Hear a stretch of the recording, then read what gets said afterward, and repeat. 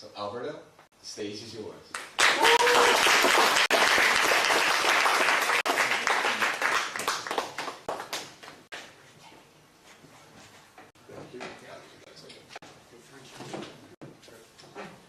Okay, so first things off, first thing I would like to do is I want to congratulate Keenan and Robert for putting all this concept of Speaker's Corner together.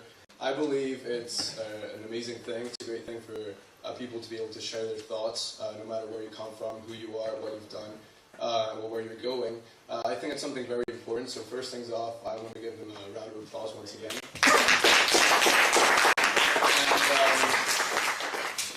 With that being said, myself, my name is Alberto, as Robert just said. I'm 19 years old. I'm an economics student. I'm actually Spanish, but I was born in Brussels.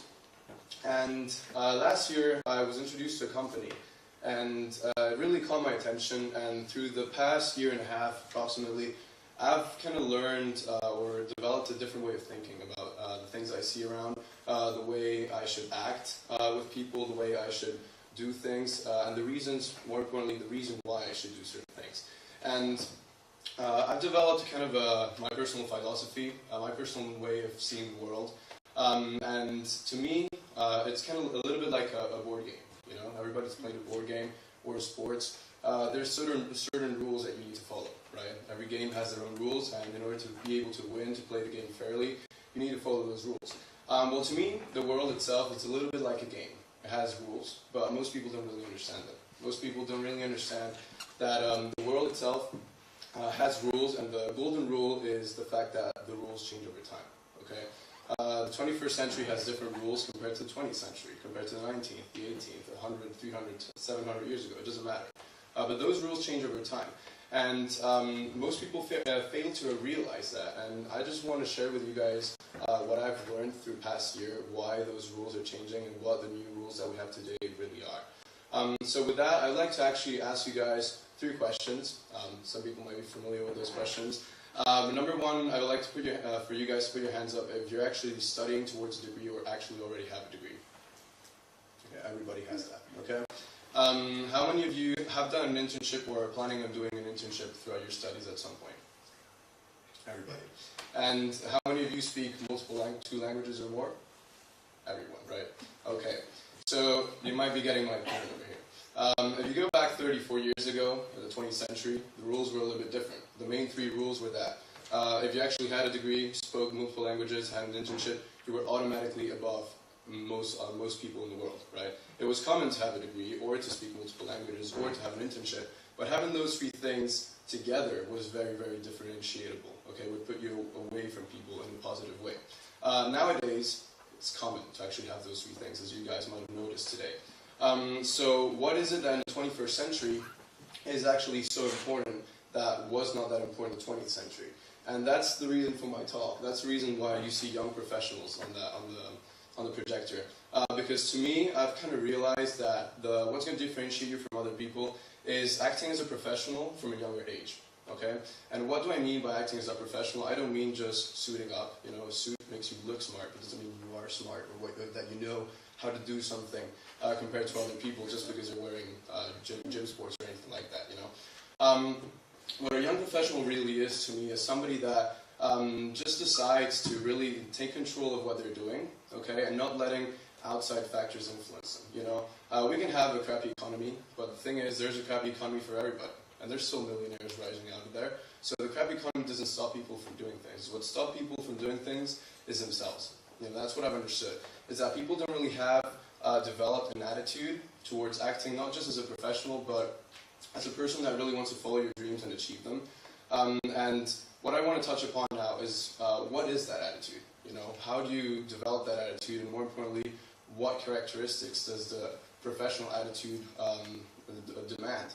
And I've separated that into 3 different aspects. I always talk about commitment to what you're doing, consistency with what you're doing, and patience with what you're doing. Those are the main 3 things that I've noticed.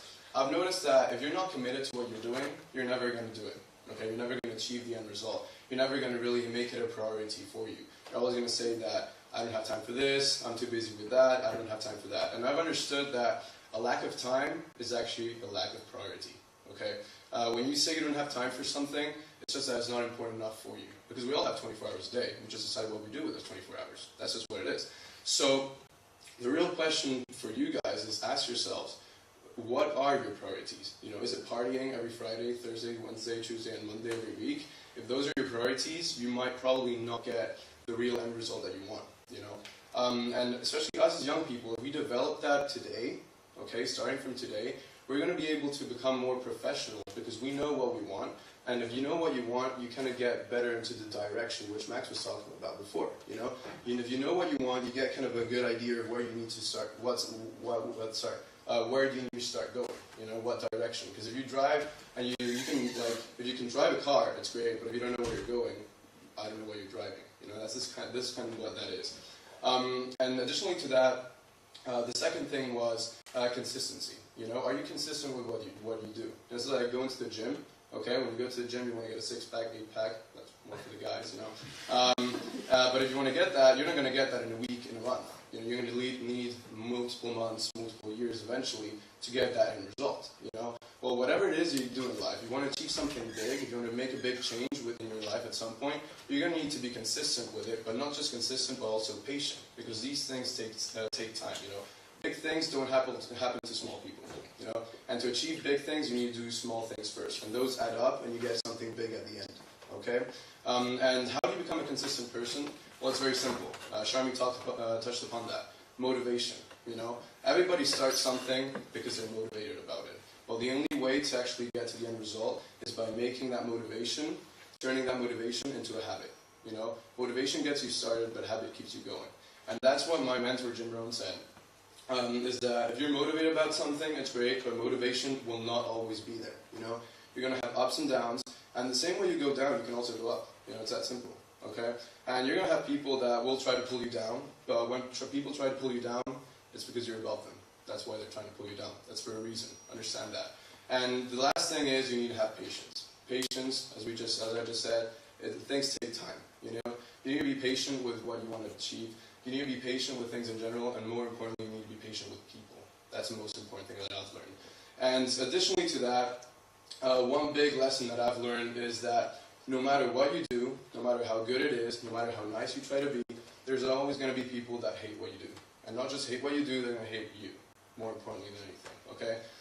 But the important thing is, not everybody's going to love you, but most people don't love themselves, you know?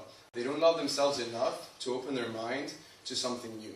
Because we live in a world when something's different, when we're not used to something, it's automatically bad. Or it's automatically like, oh, get out of there. I'm not in my comfort zone. It's different from what I'm used to do, you know? If you tell your grandma to buy something online, she'll be like, oh, no, I'm not putting my credit card in there, you know? Because they're not used to that, understand? So, understand that people, when you come to them with an opportunity with something different, with something new, they might not be positively, or they might not look at that as a positive thing straight away, you know. And lastly, the main lesson that I've learned throughout the past year is very, very simple, but most people don't really get it. It's the fact that when you start something, no matter what it is, whether it's a business, an association, a new job, an organization, anything, when you start something, never start it for the money. Start it for the difference that you can actually make with it. Okay? Start it for the difference that you can make for yourself, for the people around you, but for the world in general, more importantly.